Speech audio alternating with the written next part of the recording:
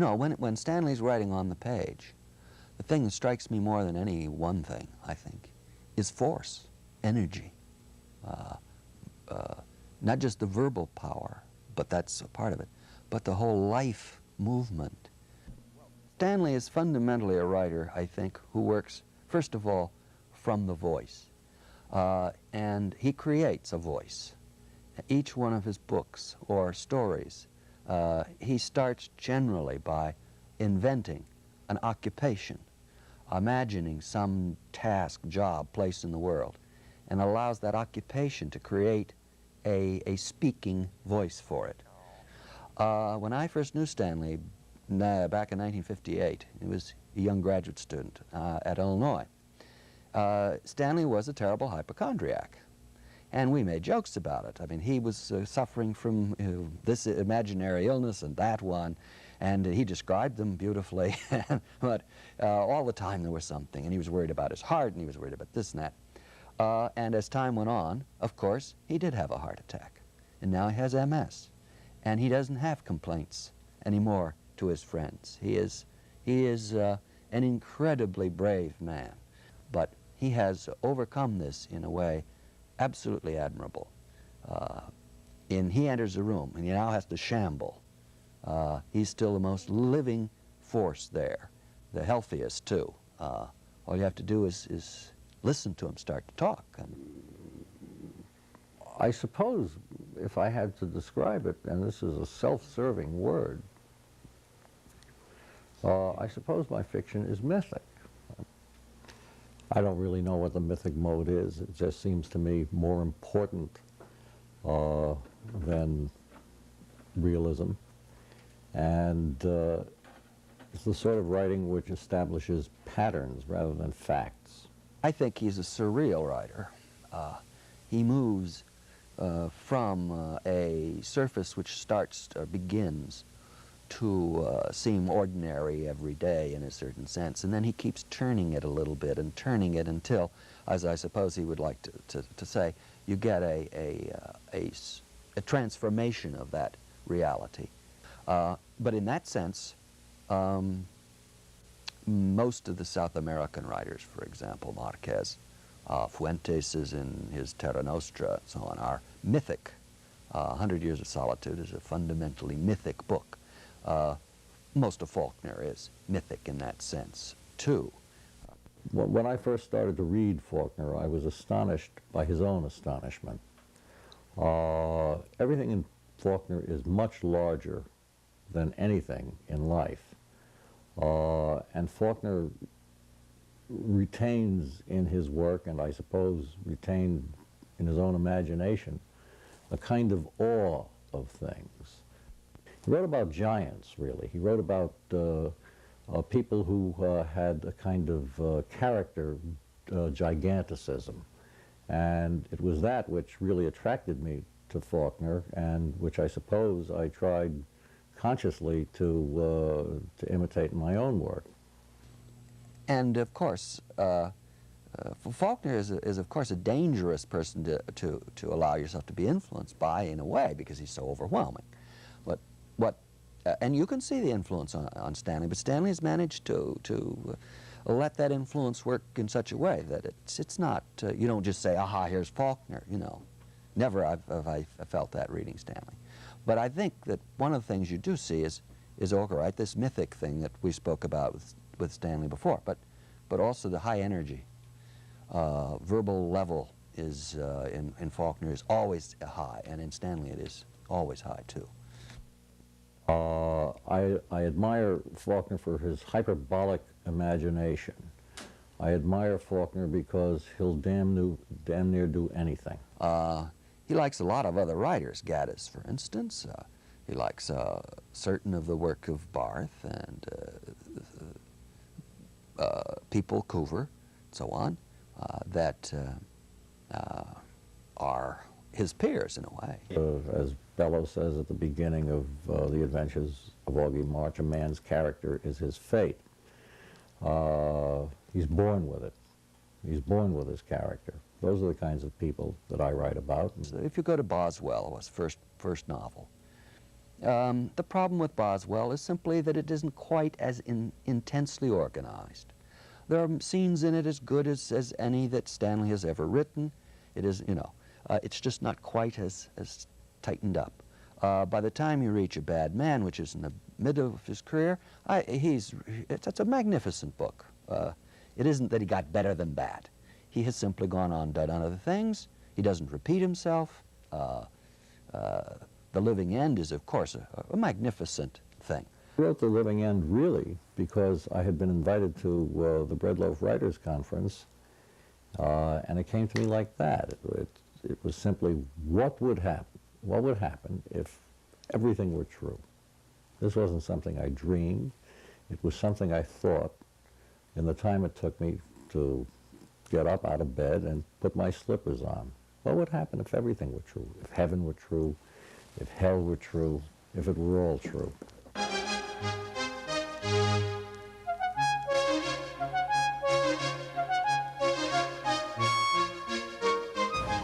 Washington University. The kids wear a T-shirt here that says Harvard, Washington University of the East. The writers program, look who we have here. Stanley Elkin is at home here. Is he cerebral? No.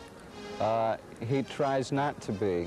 He denies, I think, some of these little facts that we almost have to ask someone else to know. For example, that he has a PhD in English. He would never tell you that. I believe that this is his home, and may he stay here forever. He's an excellent critic. He can often tell you what's going on in your work when you're not at all aware of it. One of the things that he suggests that I find amusing in class is he says, I'd like to introduce the character in this story to the character in this story. Well, I think one of the strategies that he has, well, he'll tell you very quickly that the story is in part a matter of logic, that certain kinds of logical progressions have to occur. He says, for example, that the character should be sort of at the end of his rope. And without that sense of, as I think he says, the world is too much with us, then there can really be no story. He doesn't like the idea of the perfect hero, the Superman or the James Bond, who has everything solved. He's got to see some pathos. Because what I would try to do in the story is to make the pastor one of the boys. I think that's what the story really needs. And I don't think that you have, maybe one of the boys, but he's certainly not one of the men. No, but I mean, he's just too perfect, this man. One thing that really bothers me is the interior monologue about I would know my son. Is that really completely unbelievable? Because, I mean... Well, as a matter of fact, it makes for very good rhetoric, and it's the best rhetoric in the story. But it is a foolish statement. And at one point I was confronted by somebody who said, somebody in the department who said, well, don't you find him intimidating? A lot of people are, you know, kind of getting scared off the fiction workshop because he's so intimidating. And yeah, I was a little bit scared of him, but he was my favorite writer, so I wanted to be there, and I thought that he had valuable things to say about my stuff. Stanley is, of course, a very tough critic, and he goes in there into those stories and works with them with the same attitude that he would direct toward his own material. And if they got any sense at all, then they'll learn an awful lot. But there are a number, of course, of students who simply can't take that kind of serious, no-nonsense criticism. I think there was one guy in particular who's on TV in Dallas now, who was a really funny guy, and he came here to be kind of a funny guy, and he was constantly, he had this, you know, back and forth with Stanley, and Stanley would zing him every time he could, and Emil would come back, but you could tell that every time Stanley zinged him, Emil was dying inside, but I don't think Stanley knew that. He sort of bullies him a little. but he wants them to feel something. You know, I mean, the material, sometimes they just let it sog, and he wants it to be alive. And, this is sometimes the necessary, I think, he thinks. He cares about his students in a way. See, I can be polite to them because I don't care as much as he does. They would like to think of him more as someone they could talk to. Unfortunately, he does not present himself to us as someone we can go in and just sort of kibitz with for 20 minutes if we want to. In that way, he's rather distant from us. But in class, of course, you know, like I said, the criticism that Stanley gives of the stories,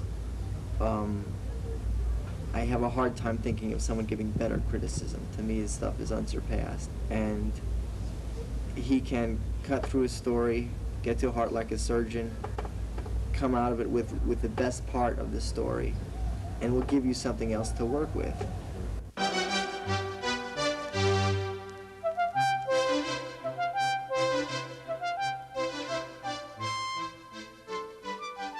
We live in nice places. It is a nice neighborhood in the old sense, but we're not removed out in Ladue. We're close to the university. We're practically a simple walk to the park.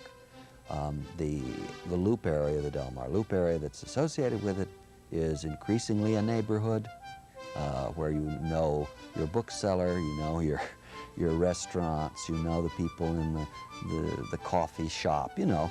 It's that kind of neighborhood quality. The Elkins' house is sort of interesting from the outside as well as from the inside. From the outside, it kind of looks like a Chaz Adams cartoon. It's this narrow, gray, almost spooky-looking house. And when you go in, that's how Mrs. Elkin's paintings strike me sometimes, sort of Chaz Adams-ish, a little bit spooky, but real interesting. And I was first amazed by Mrs. Elkin's paintings in that they have this incredible detail, wallpaper in the background that's so symmetrical and perfect, or cobblestones, thousands of little cobblestones, and the detail's just perfect. After I'd been there a long time, and I'd been all through their pictures, I just love to look at photographs, I realized that most of the people in her paintings are the family. And if you walk around, figures repeat in different pictures. Like there's Bernie as a baby, and it's like this gigantic family puzzle walking around and seeing the repeating features, the repeating faces. Yeah, she works from photographs, and I've seen that, you know, she kind of makes a grid on the photograph, and then I guess, like photorealist artists do this too, they copy square per square. I was amazed to find out that she was untrained.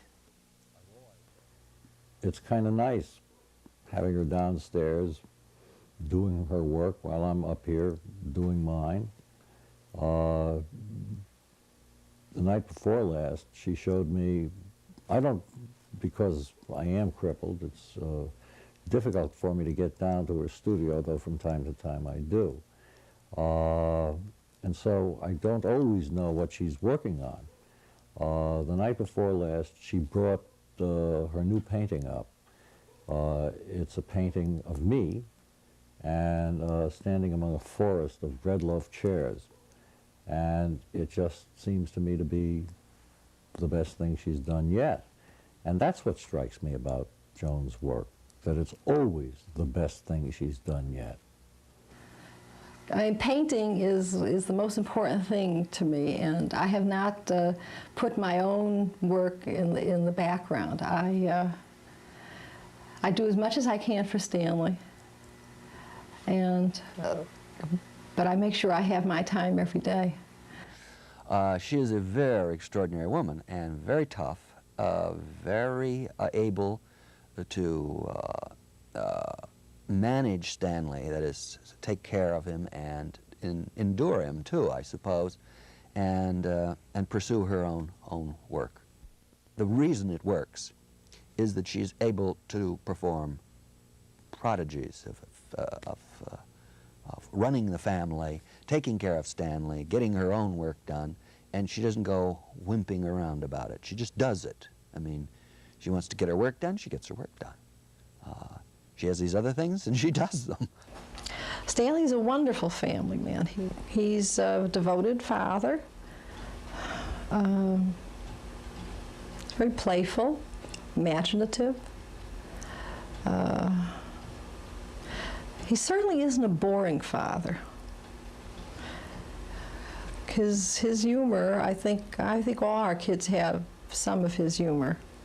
I love to stay at their house because I love to just walk around and look at her paintings. But the most interesting thing to me when I first got there was that there was a whole bookshelf full of Dick Gibson shows and another whole bookshelf full of other, you know, the Franchiser, like all he's got thousands of his own books. He also has an incredible soap collection. He's got a wicker basket about this high that's filled with soap from hotels all over the world. And people send him this soap, and every time I go home, I'm from Atlantic City, and new casino hotels are always opening, and I always bring him back a bar of soap. And he's so grateful. That's the thing, he's got this basket this high, and every time you bring him a new bar of soap, he says, "Oh, thank you," and he just loves it. And he owns a lot of things. The house is filled with things. There are especially electronic, expensive, fancy things. A Betamax and a word processor, and they have a swimming pool, and I think he really likes his things. There is a thing about Stanley, which I've always been amused by, is the fact that Stanley very openly, directly, wants to make a lot of money, and he wants to be famous. Again, though, he writes, you see, goes to Hollywood, it's all very exciting, and then he writes a screenplay that's so bloody good, they'll never put it on. I don't know whether they're going to do The Living End or not. They have a script, and they have leather jackets, and German automobiles, and 20th Century Fox has, you know, made vague noises, but I'll believe it when I see it. Stanley knows that the important effects in literature achieved at tremendous depths. Now, he has, of course, an enormous facility with language himself, and an enormous ability to invent, to be amusing, to be witty, and so on. But Stanley, and indeed would be a very popular writer if he could sell his soul sufficiently to just give us this nice, amusing, very populated and vibrant surface. But no, he has to, that mythological part, the surreal turn, if you like, the depth that he gives to things, and everything then becomes much, much more important. And I think that Stanley does feel annoyed when certain writers, you know, skate to success. I do enjoy giving public readings. As a matter of fact, one of the small stings of my life is that I don't do enough of them. I mean, I have friends who are going far many places than I am. I enjoy doing something as larky as reading and getting paid for it.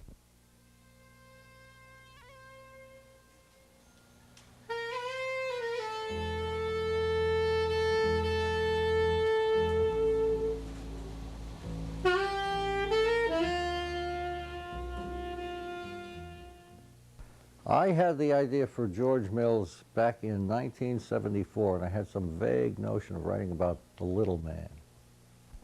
And I was originally going to write a very realistic book about the underclass. And I found that I didn't know beans about the underclass. I didn't know anything about assembly lines or factories or drinking beer in the neighborhood. And so what I did was to work out a kind of mythic blue-collar man, a man with blue-collar blood. This takes place about the time that George is 11 years old in a town called Casadega, Florida, which really exists.